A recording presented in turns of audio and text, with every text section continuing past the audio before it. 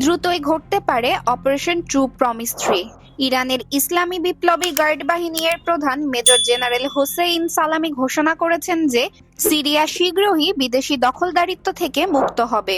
রোববার এক বক্তৃতায় তিনি বলেন, বিদেশি শক্তিগুলো আজ সিরিয়াকে বিভক্ত করার ষড়যন্ত্র করছে।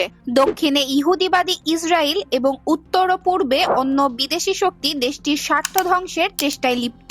জেনারেল সালামি আরও বলেন, ইসরায়েলি দখলদাররা দামেস্কোর অভ্যন্তরে প্রবেশ করছে, যা সহ্য করা যায় না। আল্লাহর ইচ্ছায় সিরিয়ায় যুবকরা শক্ত হাতে দেশটিকে মুক্ত করবে।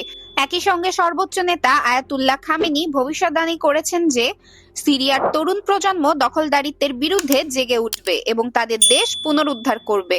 সালামি ইহুদিবাদীদের বিরুদ্ধে হুঁশিয়ারি দিয়ে বলেন, তাদের সিরিয়ার অবৈধ কর্মকাণ্ডের জন্য চড়া মূল্য দিতে হবে। আন্তর্জাতিক সম্পর্ক বিশ্লেষকদের মতে এর মাধ্যমে ইরান অপারেশন ট্রু প্রমিস 3 এর